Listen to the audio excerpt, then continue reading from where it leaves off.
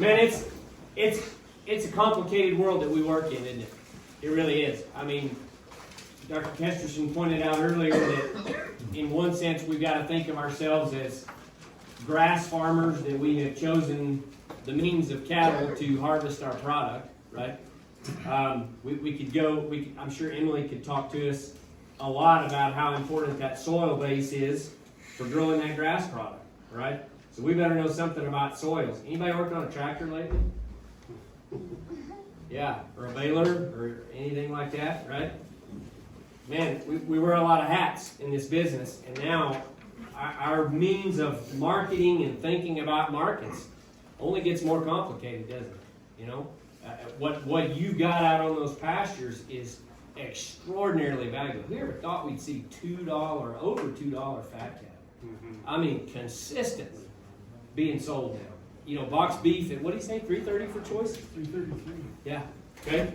Man, and the consumer keeps buying it. Now, you and I both know there's a break point in there somewhere where chicken starts to look more attractive, right? But we have yet to hit it, and so it's exciting times. But again, I don't have to tell you either. Your input costs, man, are you know, everybody buys diesel sooner or later, right?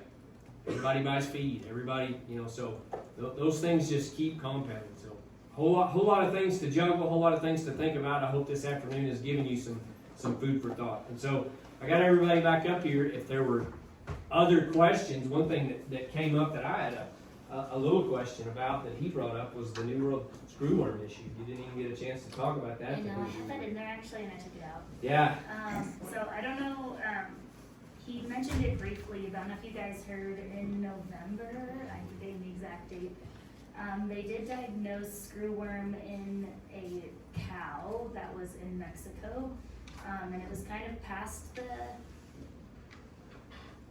initial screwworm point. I don't know what to say about it, but caught it and then I heard was quarantined. So they did stop any animals transiting cattle or being imported from Mexico, transiting Mexico or being imported from Mexico for a while.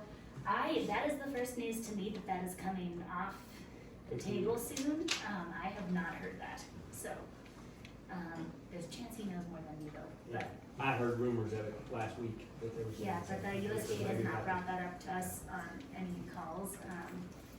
And so there also was screwworm diagnosed, oh my gosh, in one of the islands, and I'm forgetting where it was recently as well. And so anything transiting there, coming from there, are also contaminated. Did people know what screwworm is? Okay, I might just briefly talk about it. Pretty much it's a fly that the larvae feed on live flesh. So like we have maggots that feed on wounds and they feed on necrotic or dead tissue that's in there. These ones will actually eat live tissue, so you don't have to have a wound for them to infect you, and they can pretty much infect any living thing. Like it would suck to get it back in the US.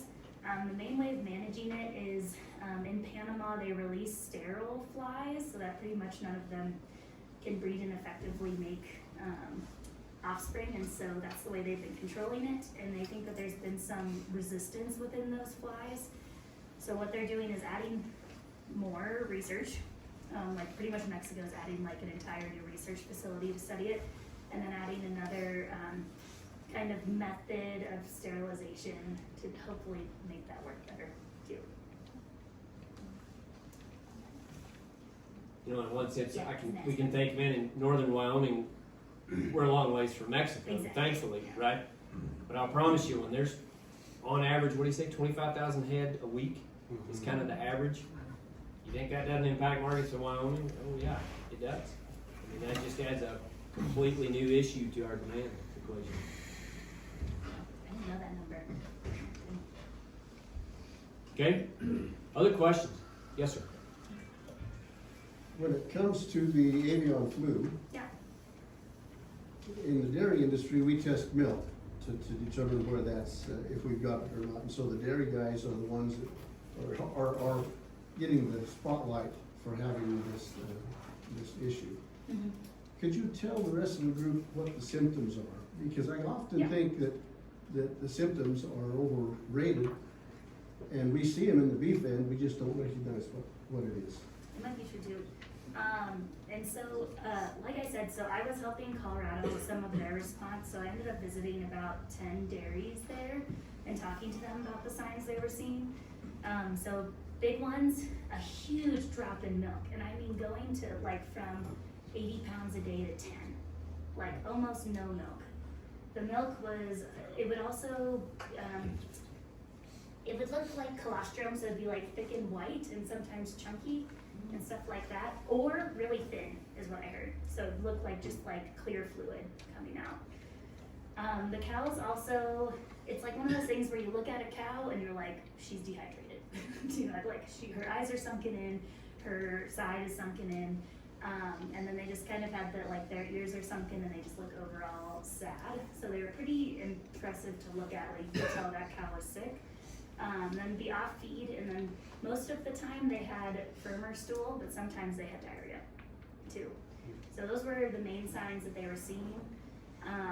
Some of the after effects that they've had in dairy cattle are mastitis, popping up more often, and then also something else that I think I was saddened that this was not presented more, but their somatic cell counts jumped really high, and some of them lost like their like possibility to get premiums and things like that at creameries because of their somatic cell count going up. So I wish that was presented more, and it was not. But that's what a lot of people are seeing. So I think if we relate that to the beef industry, like I think it's the milk drop and not having, like if calves are like switching cows, switching teats often, things like that, like they're not getting the nutrition they need from their mom. I think that's what we would notice. So be starving calves and bringing, that can lead to scours, that can lead to a decent number of issues. We have not, as far as I know, have not diagnosed it in a beef cow at all. But it's just something to watch out for because this does seem to be a disease that can switch between species. And I'm really hoping it doesn't. There's no death loss, though, right? I So mean, they get actually- weak and nasty, but they don't really die, correct? Yes and no. Oh, So okay. initially in the outbreak, we didn't see a lot of deaths with it. For some reason in California, in some areas, they've had a higher number of deaths on those farms. And they also had a higher number of animals affected. So most commonly for the one that happened in Colorado, they had about 10 to 15% of their animals affected, and it was like kind of mid to late lactation was the period that they were at. And they also, I think the other thing that is still being studied is abortion due to it. Because it's like, did the cow get a fever? So sorry, fever is also a sign of it. Did the cow get a fever and then lose her calf? Or did HPAI actually cause the calf to be lost? I don't think we know. And I would say like the other thing just to watch out for is just any weird deaths in like cats, birds. I have not heard of any dogs getting sick from it. That's one thing I'll point out. And sorry, I keep talking about this for forever, but I'll stop if people want me to. Out of the other thing that's been in the news is that there have been some raw diets that have been fed to either cats or animals at zoos that have caused death in those animals, and it was linked to HPAI. As far as I know, all of that has been birds with HPAI, not cattle being fed to those animals. And they've like looked really hard at that. Find that out. And once again, for food safety purposes, if the milk is pasteurized, If it's pasteurized, it's still okay. yep, the virus is killed. Sometimes in the news it gets confusing because what happens is the virus is killed, but you could possibly still, like using different lab methods, find the particle, but that particle is inactive and it can't cause disease. Thank you. Yeah. Yeah. So just, yeah, like, just a using that. Turns into the vaccine. tad bit of color about that. As our testing capabilities have improved, we can detect things at a lower and lower level, which is not always without consequences.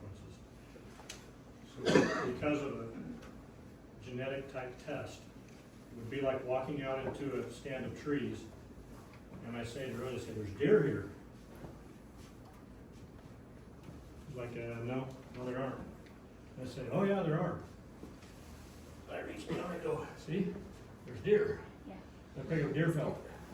And that's basically what the test is doing, is it's saying there's a remnant of the genetic material of that left, that through amplification, we were able to find and attach fluid to this pine nut and say, well, it's been here.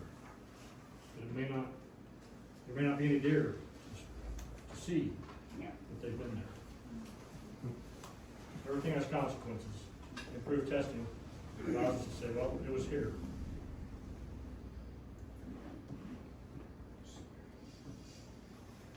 Yes, sir. Are vaccines as effective as they used to be? Or so do they make different strains every year or two for the same things that we give to our calves? Or it just seems like we have to give boosters and it doesn't always seem like it's as effective as maybe it used to be. That's a fair question. I think it's a loaded question with a long answer. I'll try to keep it fairly short. In general, the vaccines we have today are as good as they've ever been or better. So I say as good as, let's pick on one that's never been good that's still not good. H-Somas. Somas vaccine. It's not great, hasn't been, until we get something newer, it's gonna be what it is. You look at the viral vaccines, or normal, you talk about we gotta keep the animal from getting the cold, because we don't want to end up in ICU with pneumonia. Those vaccines are incrementally better than they've been passed through purification, amplification, knowing more about it. You take the newer vaccine that we have called Protivity, for Mycoplasma bovis. That's probably going to be a game changer in that space, because we've gone from a killed vaccine to a live A variant to modified live. Now, what else has changed? I had a client who didn't vaccinate much at all. You know what his whole herd vaccination program was? All their shots was 7-way branded. That was the whole herd got. You know how much sickness he had? He sold his calves about February every year, 750 pounds. Pretty much zero. He had no neighbors. He had 65 cows. He was surrounded by farmland. He was a completely, essentially closed herd except for a bull once every 2 or 3 years. His exposure was almost nothing. I saw trucks in Bridgeport yesterday from Dillon, Montana. Happen to know the name on the trucks. Those trucks will be back in Montana, then they might be in Texas, and they might be in North Dakota. We do stuff with cattle today that we should never do. We go to the sale barn, we buy stuff, we bring it home, put it in a herd. How many of us quarantine new replacements? That's my opinion. You weigh in with what you think's going on. Agreed. I think one thing that you touched on briefly in your presentation, Chip, that cannot be overstated, and you and I talked about this on the phone yesterday, is part of that expectation of what we want out of a vaccine is what we're willing to put into it, what we're willing to invest into. What I mean by that is this: how careful are we with those vaccines? There is, I mean, if any of you raise, I want you to think about it this way: if any of you raise chickens on your place, like for eggs, right? Doesn't take too far of a drop to break that egg, right? Okay? I want you to think of that vaccine as more fragile than that egg, okay? The way it's stored, how it's mixed, what happens to it after it's mixed. I joked yesterday that I think I've only been kicked out of 1 or 2 Brandons for hitting somebody over the head with a vaccine gun because they left that bottle of modified live vaccine on top of a fence post. Might as well throw it in the trash, okay, if it sits there very long, okay?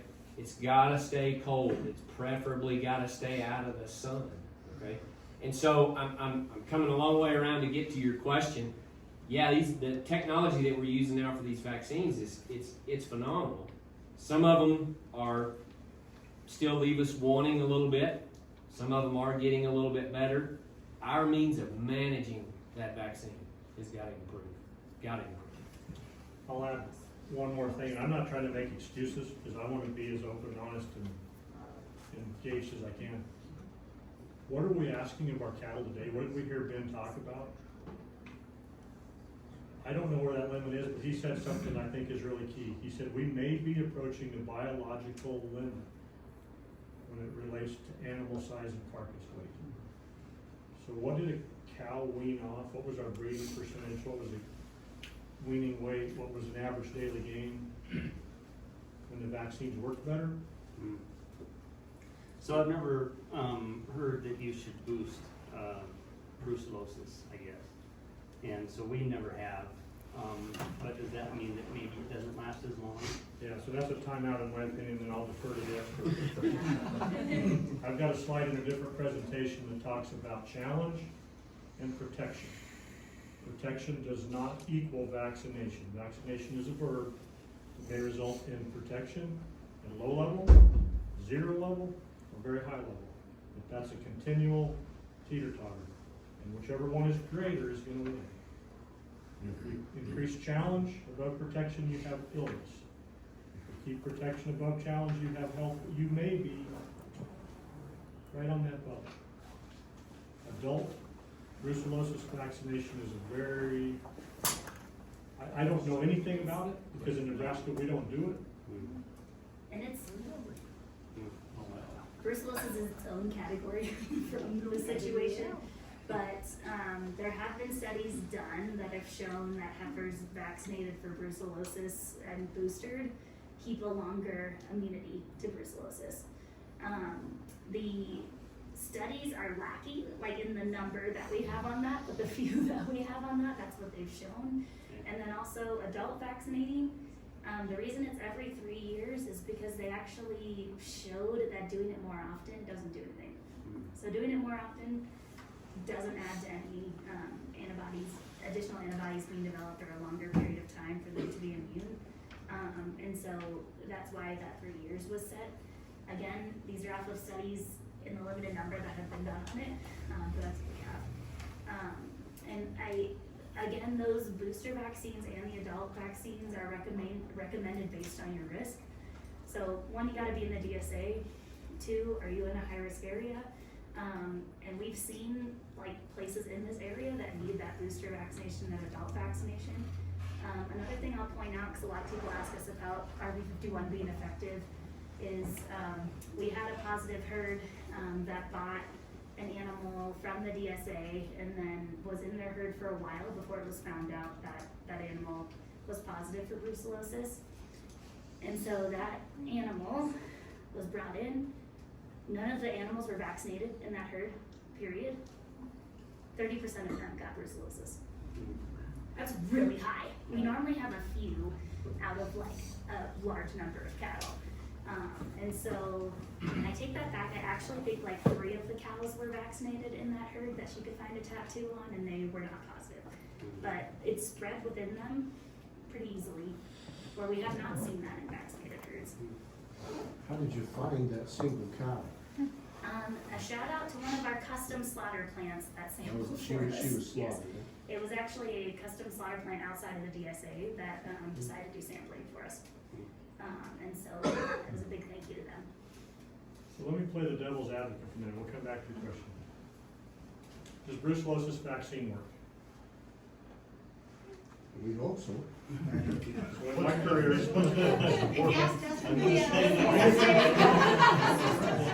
in my career, I've transitioned from strain 19 to RB51. You know why it's called RB51? Yes, and I'm forgetting it right now. 51st attempt. Okay. It's like WD-40. Let's call it WD-40. So RB51 is a genetically marked vaccine where you can differentiate a vaccine from a field strain. So with old strain 19, we couldn't tell that. So when I started bleeding cows at the sale barn, we had suspects. It's like, don't know. We either had it or we got it from us. We don't know. And we get RB51. Now we can sort them out. So I ask you, does brucellosis vaccination work? What do you think?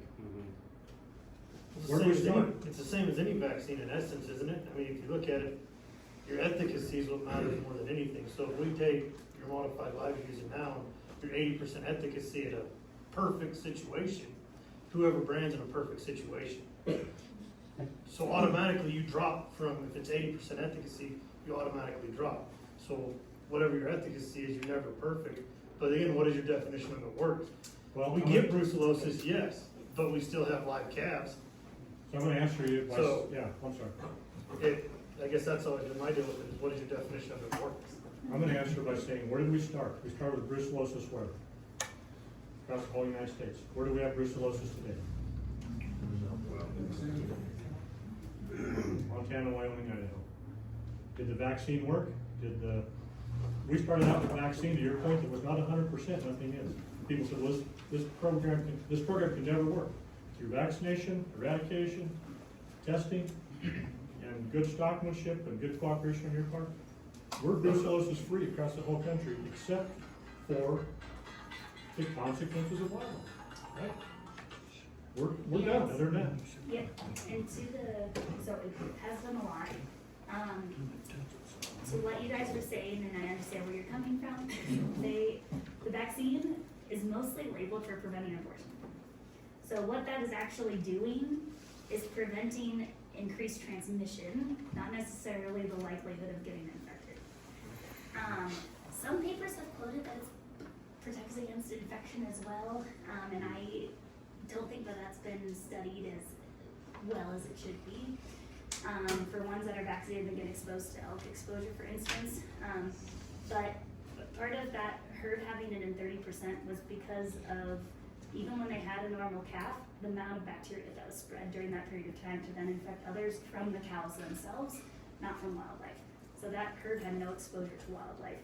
So that's part of it, is it did not prevent that abortion from having a high bacterial load in it too from those animals.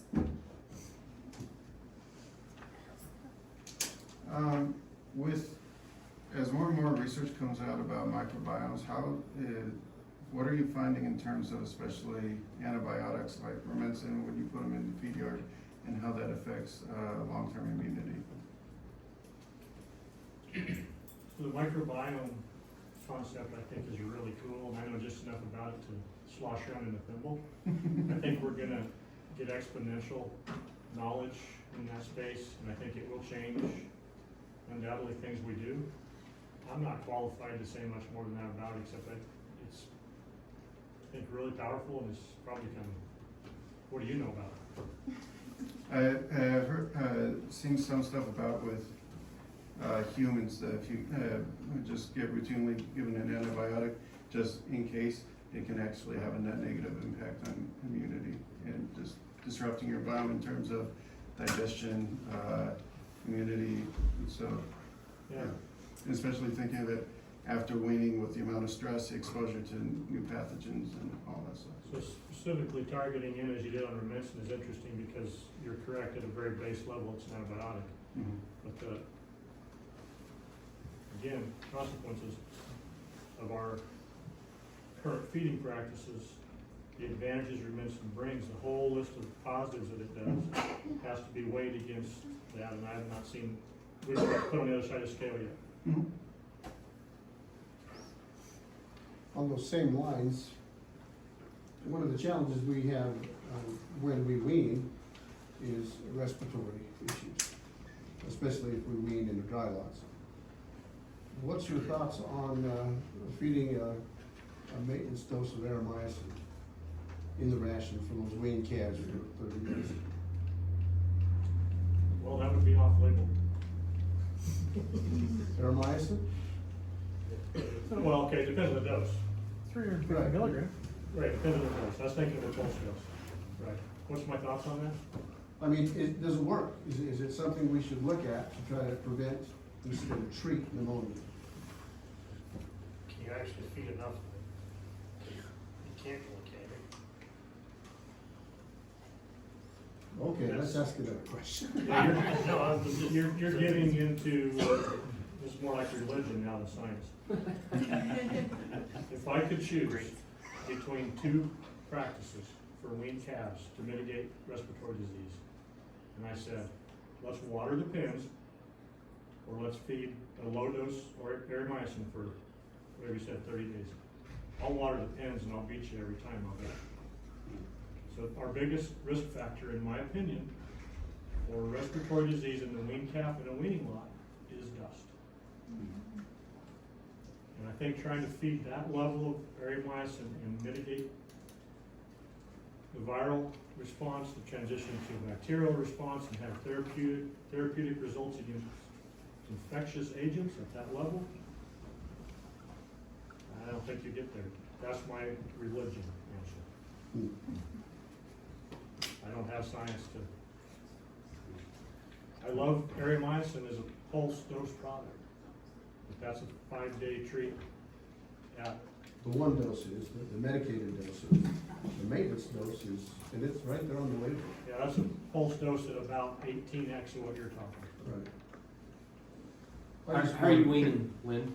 Excuse me? How are you weaning? Just Well, cut them off or you those gotta rings? realize we're talking 3-month-old calves. These are dairy calves. They're susceptible to all kinds of things, from the crap that the birds put in the feed mangers to trying to adapt to a new feed. And we struggle with pneumonia. And the idea of trying to go and treat them individually was tough. And watering the pen every day would be a tough deal. And we do these every 2 weeks. We wean. So Aeromycin has been our answer, and I don't know whether it's right or not. I've heard 2 different opinions from my own vet. I don't know what to do. First rule, Dr. Kevin knows this as well.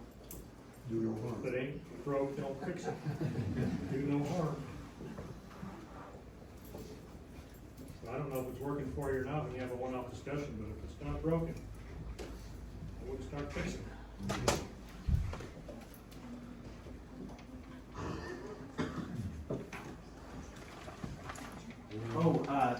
Sorry. Why don't you give the Valcor branding? Why do you give Dectomax a branding instead of Valcor? That's a great question. Don't know yet, so I'm sticking with what I know for now. And so I know the advantages of Valcor in an animal that's infected with parasites. So my best answer today is that calf should still be fairly clean, maybe not sterile. And what I want out of the Valcor bottle is I want the Dectomax molecule, because I want the duration of the 30 to 40 some days that I get with the properly timed springtime dewormer. That's bold underline italics, properly timed. Right. Valcor is a purge dewormer. It's in and it's out. One day it's there, peaks, next day it's gone. So there's no residual from Valcor. If I have a clean animal, it shouldn't have any resistant parasites, hardly even any parasites in there. I don't need to do it there. Opposed to I want to mitigate that graph that I showed you, and I want to take that peak, push it down lower. It won't go to 0. And several things happen. Parasites need a favorable environment. They don't transmit this time of year in Wyoming. They don't start effectively coming out of the ground until it warms up, the grass is green, there's moisture, and they crawl up the blade, the stem of grass to the blade, so they can be eaten. So if you time your treatment with a duration product at the right time in the spring, we can push that whole curve down, which results in a net performance improvement in that calf. yeah. Okay. So the Valcor just kills it that day. So Back to Valcor 0. and Dectomax are like your right and left hand, sealing something up versus one hand. By the complementary nature of what parasites they kill and how they work, in a parasitized animal, it's a mathematical advantage. Those calves should be clean. Yeah. So it's Dectomax is more of a preventative thing, or not So we're preventative, kill, but so as we turn them out to grass, properly timed Dectomax injectable, going to grass. Rough numbers, here we're making up stuff we can't support. We say 10% of the parasites are in the animal, 90% in the environment. This clean animals going out to the environment is going to start picking it up. Adult animals have some degree of parasite tolerance. Young animals have none. So every parasite they come to sets up housekeeping, everyone they ingest. So if we can time that properly and kill off the ones that are being eaten for the next month and a half, then we get typically to a time here where we warm up and start to get drier. Where parasites know that, they start shedding less eggs. The ones that are shed, less of them are able to be effectively crawl up. There's less drops of water in the grass, so everything starts working with us. If we can get one properly timed springtime treatment. Is that principle that you're talking about there with the older cows not picking up quite as many parasites, why you wouldn't recommend, I mean, if you're, it's always been my take, that if you're gonna put a parasiticide on cows, you do everything that's in touch with each other. So in this case, you're giving it to the calves, but not to the cows. Wouldn't that just increase the chances that they're gonna pick something up? I mean, I guess the calves are going to, but. Yeah, great question. I should have clarified that. I would not say, don't give it to the cows. I mean, ideally, if you could deworm the pair at that right time, you'd be better off, because now you decrease some contamination. But even doing just the calf has a net benefit. But doing the pair would be better. Is that what you're asking? Yeah, I guess this has just always been, like I say, my premise that you do everything that's gonna be in contact with them if you're gonna do it, otherwise so if you're putting $4 a head in Valcor in your calves, you're really maybe only getting $2 value. If you want your full $4 value, you gotta put your $6 or $8 in your cows and your $4 in your calves. Well, that's correct, exactly.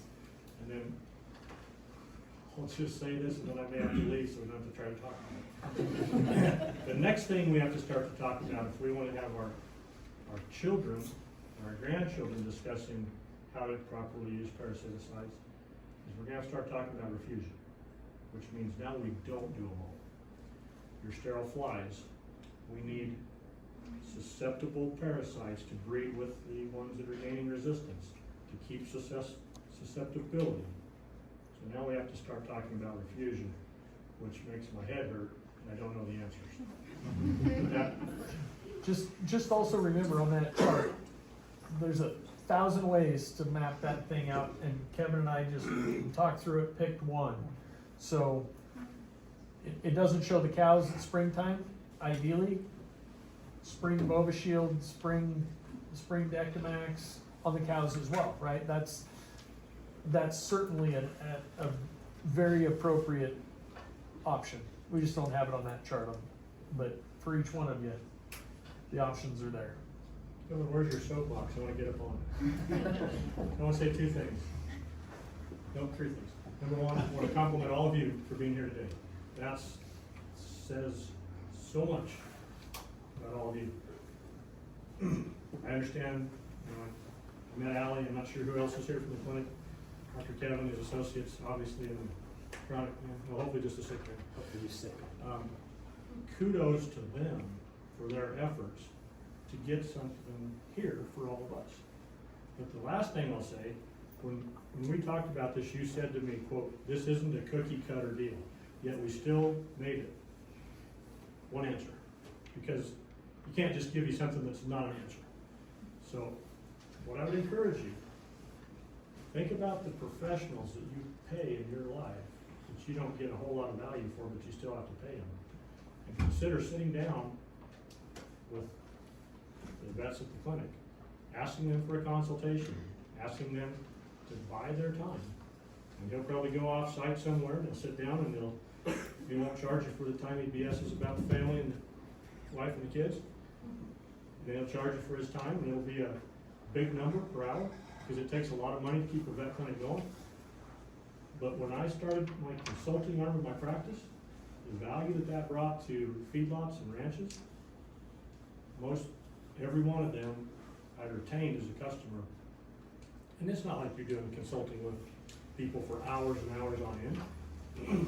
But compared to what I could accomplish at the chute while I was preg checking or testing bulls, and they're trying to ask me questions, I was trying to answer questions, and I left that way, we're not done with that. But then the phone rings, you got a uterine diversion, and then you got whoever else. Consider paying for some of his time. It'll be money really well spent. He's too humble to ask me for that. I can sneak in and say that.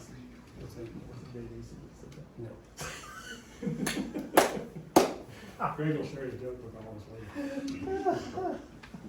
Greg, any concluding thoughts? No, I just appreciate you guys' business and everybody coming tonight.